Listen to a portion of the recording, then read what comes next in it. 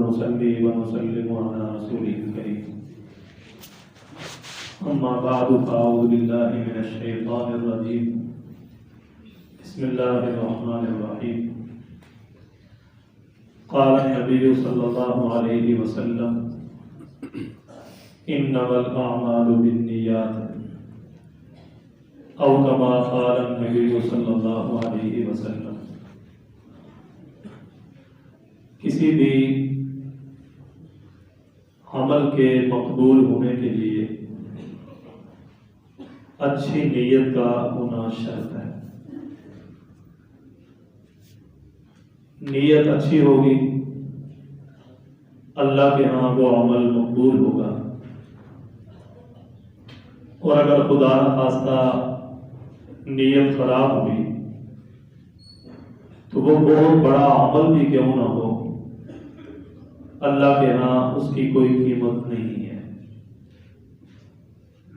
جناب رسول اللہ صلی اللہ علیہ وسلم کے مبارک دور میں بڑی ہجرت ہوئی مکہ مکرمہ سے مدینہ منورہ کی طرف، اور یہ ہجرت فرض تھی۔ ایک واقعہ اس میں یہ پیش آیا کہ ایک آدمی اس وجہ سے ہجرت کرنے کے لیے تیار ہوا کہ ایک عورت تھی جس کے ساتھ اس کے تعلقات تھے، وہ ہجرت کر کے چلی گئی تھی۔ اس کا مقصد یہ تھا کہ میں ہجرت اس لیے کر رہا ہوں کہ وہاں جا کر اس کے ساتھ شادی کروں گا۔ تو اس موقع پر جناب رسول اللہ صلی اللہ علیہ وسلم نے ارشاد فرمایا کہ ہجرت ویسے تو اتنا بڑا عمل ہے کہ اس کی وجہ سے اللہ سارے گناہوں کو معاف فرما دیتے ہیں، لیکن اگر اس ہجرت میں بھی نیت اچھی نہ ہوئی، کسی عورت کے حوالے سے یا دنیاوی کوئی اور غرض و لالچ ہے، تو یہ اتنا بڑا عمل بھی بالکل بیکار اور ضائع چلا جائے گا۔ ایسے ہی جہاد ہے، نماز ہے، روزہ ہے، حج ہے، سخاوت ہے، علم ہے، یہ جتنے بھی بڑے بڑے بامشقت اعمال ہیں، مجاہدے والے اعمال ہیں، یہ بھی اللہ کے ہاں مقبول تبھی ہوں گے جبکہ نیت صحیح ہو، اور اگر نیت خراب ہو بڑے سے بڑا عمل بھی اللہ کے نزدیک بیکار اور ضائع چلا جاتا ہے۔ چنانچہ جناب رسول اللہ صلی اللہ علیہ وسلم کا مبارک ارشاد ہے کہ نیت المؤمن خیر من عملہ، کہ مومن کی نیت اس کے عمل سے بہتر ہے۔ بس اوقات انسان کے عمل میں ریاکاری آ جاتی ہے، لیکن نیت خالص ہو تو اللہ کے ہاں اس خالص نیت پر بھی اجر و ثواب مل جایا کرتا ہے۔ چنانچہ ایک بڑا مشہور واقعہ ہے، حضرت عیسیٰ علیہ السلام کے دور کا، کارسالی ہو گئی، کھانے پینے کی چیزیں بالکل نایاب ہو گئی، لوگ بھوک سے مرنے لگے۔ ایک آدمی کہیں جا رہا اور بڑے بڑے ریت کے ٹیلے لگ رہا ہے، اس کے دل میں یہ خیال آیا، اے اللہ یہ ریت کے ٹیلے اگر گندم اور آٹے کے بن جائیں اور میری ملکیت میں آ جائیں تو میں سارا تیری مخلوق میں مفت تقسیم کر دوں۔ تو اللہ تعالیٰ تو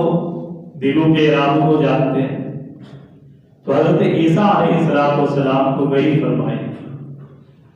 کہ اے عیسیٰ اس آدمی سے جا کر کہہ دو کہ تمہارے نامہ اعمال میں اتنا آٹا تقسیم کرنے کا اجر و ثواب میں نے لکھ دیا۔ یا اس نے زبان سے بھی کچھ نہیں کہا، صرف دل کے ارادے سے اس بات کا اظہار کیا اور اس کو سوائے اللہ کی ذات کے کوئی اور جاننے والا نہیں تھا، تو اللہ تعالیٰ نے اتنا بڑا اجر و ثواب اس کے نامہ اعمال میں کچھ کیے بغیر لکھ دیا۔ اور اگر حقیقتاً اتنا زیادہ آٹا لوگوں میں تقسیم بھی کر دیا ہے، لیکن اگر خدا نہ خواستہ نیت درست نہ ہو تو یہ بڑے سے بڑا عمل بھی بیکار اٹھ جائے۔ علماء فرماتے ہیں کہ جب آپ اپنا گھر تعمیر کرتے ہیں، روشن دان رکھتے ہیں، اور روشن دان رکھنے کا بنیادی مقصد یہ ہوتا ہے کہ یہاں سے ہوا بھی آئے گی، روشنی بھی آئے گی، لیکن تم نیت یہ کر لو کہ میں روشن دان اس لیے رکھ رہا ہوں تاکہ میں اذان کی آواز سنوں، تو روشنی بھی آئے گی، ہوا بھی آئے گی، لیکن جب تک یہ روشن دان لگا رہے گا آپ کو اجر و ثواب اللہ عطا فرماتے رہے گا۔ اسی طرح جتنے بھی بڑے بڑے اعمال ہیں، بسا اوقات انسان کو کرنے کی طاقت نہیں رکھتا، لیکن نیت تو کی جا سکتی ہے۔ بڑا کوئی پلاٹ آپ کو نظر آئے تو یہ بھی تو نیت کی جا سکتی ہے کہ یہ پلاٹ میرے پاس ہو تو بہترین بنگلہ بنا لو، بہترین اپنا مکان بنا لو، کرایہ پر چڑھا دو، کرایہ آئے، فلاں فلاں، یہ نیتیں کی جا سکتی ہیں۔ لیکن ایک بہترین پلاٹ خالی آپ کو نظر آیا، آپ نے دل میں سوچا کاش یہ پلاٹ میرے پاس ہو تو یہاں مسجد بنا، یا مدرسہ بنا، اللہ کا قرآن یہاں پر پڑھا جائے، نمازیں پڑھی جائیں، تو بس آپ کا کام نیت کرنا ہے، اللہ تعالیٰ اس پر اجر و ثواب آپ کو دیتے ہی رہے۔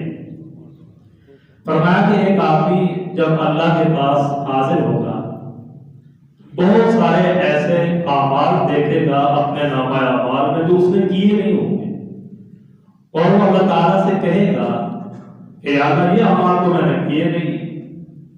یہ میرے نامہ اعمال میں کیسے لکھ دیے گئے؟ تو اللہ تعالیٰ اس سے فرمائیں گے کہ اے میرے بندے، واقعی یہ اعمال تو نے کیے نہیں ہیں، لیکن ان اعمال کی تو نیت کرتا رہا، تو اس نیت کی وجہ سے اللہ نے تیرے نامہ اعمال میں ان کا اجر و ثواب لکھ دیا ہے۔ اسی طرح ایک اور روایت میں آتا ہے، ایک آدمی اپنے نامہ اعمال میں بہت زیادہ حج دیکھے گا، عمرے دیکھے گا، صدقہ خیرات دیکھے گا، وہ کہے گا کہ یا اللہ اتنے تو میں نے کیے نہیں۔ ایک آدمی نے ایک ہی عمرہ کیا ہو، وہاں 1000 لکھے ہو، ایک حج کیا ہو، وہاں ہزاروں حج لکھے ہو، صدقہ خیرات اس نے بہت کم مقدار میں کیا ہو، وہاں وہ پہاڑ کے برابر اجر و ثواب لکھا ہو، تو وہ سوال کرے گا کہ یا اللہ یہ نامہ اعمال میں میرے اعمال کس طرح لکھ دیے گئے؟ تو وہاں پر بھی اللہ اس کو یہی فرمائیں گے کہ کام تو نہیں کیے تو نے، لیکن ان اعمال کی تو نیت کرتا رہا۔ اس لیے ہمیشہ ہمیں اچھی نیت کرنی چاہیے، ہر نیک عمل کی نیت کرنی چاہیے۔ فرمایا کہ اگر ایک آدمی رات کو سوتے وقت یہ نیت کر لے کہ میں تہجد کے لیے اٹھوں گا اور تہجد پڑھوں گا، اور صبح کے وقت اس کی آنکھ نہ کھل سکی، تہجد نہیں پڑھ سکا، تو اللہ تعالیٰ بلا پڑھے اس کے نامہ اعمال میں تہجد پڑھنے کا ثواب لکھتے ہیں۔ نیت المؤمن خیر من عملہ، کہ مومن کی نیت اس کے عمل سے زیادہ بہتر ہے۔ اور ایک بڑی مشہور حدیث ہے کہ جناب رسول اللہ صلی اللہ علیہ وسلم نے فرمایا کہ 3 لوگ ایسے ہیں جن کو سب سے پہلے جہنم کی آگ میں ڈالا جائے گا، اللہ ہم سب کی حفاظت فرمائے۔ فرمایا کہ سب سے پہلے ایک عالم کو ڈالا جائے گا، اور اس عالم سے پوچھا جائے گا کہ تو نے زندگی کیسے گزاری، تو نے کیا کیا؟ وہ کہے گا کہ اللہ تو نے مجھے علم دیا، میں نے لوگوں کو وعظ و نصیحت کی، لوگوں کو تعلیم دی، ہدایت کے راستے بتلائے، کامیابی کے راستے بتلائے، اور یہ کام سارا میں نے اس لیے کیا کہ تو راضی ہو جائے۔ تو اللہ فرمائیں گے کہ تو جھوٹ بولتا ہے، یہ کام تو نے اس لیے کیا تھا کہ لوگ مجھے بڑا عالم کہیں،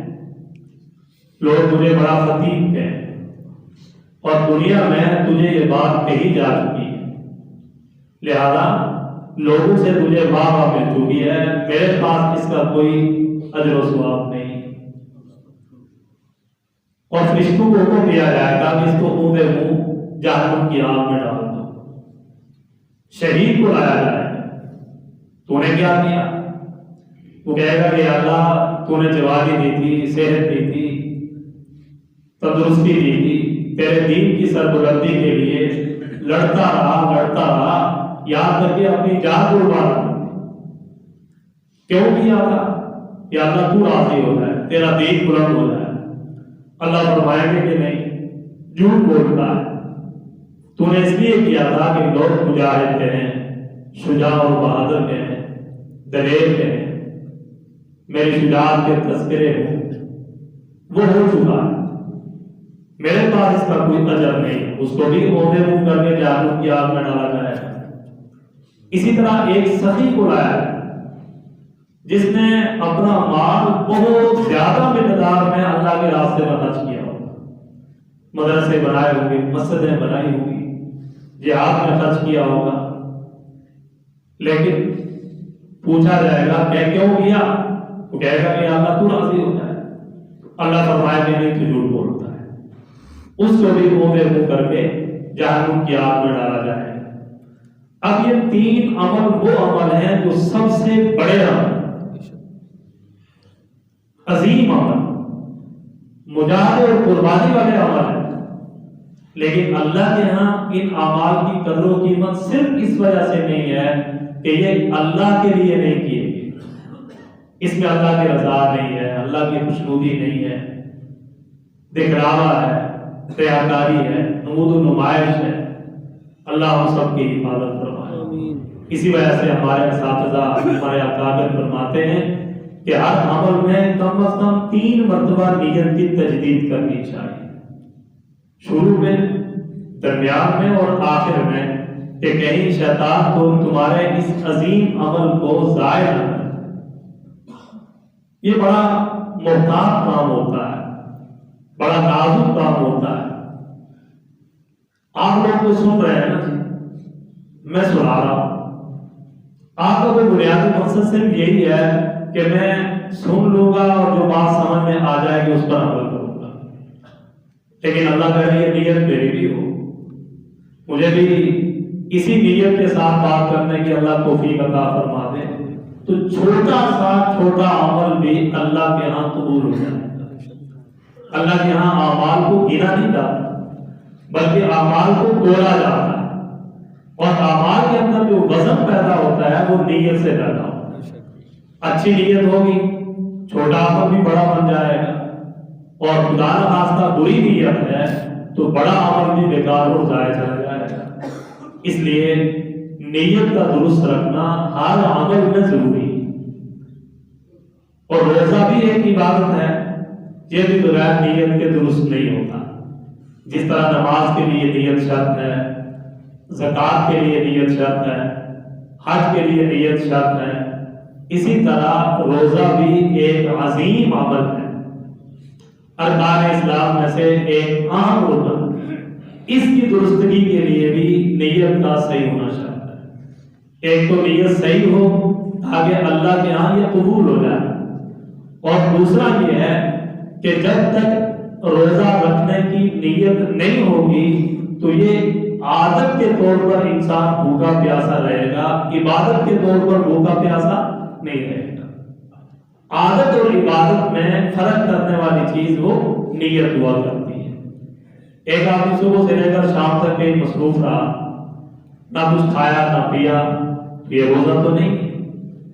نہ اس پر اس کو کوئی اجر و ثواب ملے گا۔ لیکن اگر وہ اس نیت کے ساتھ نہیں کھا رہا اور نہیں پی رہا کہ میرا تو روزہ ہے، تو پھر ایک ایک لمحے پر اللہ اس کو کتنا بڑا اجر و ثواب عطا فرمانا ہے۔ تو نیت کی بنیاد پر ہر عمل عادت سے عبادت کی طرف آیا کرتا ہے۔ اس لیے رمضان کا جو روزہ انسان رکھتا ہے اس کی نیت کرنا بھی شرط اور ضروری ہے،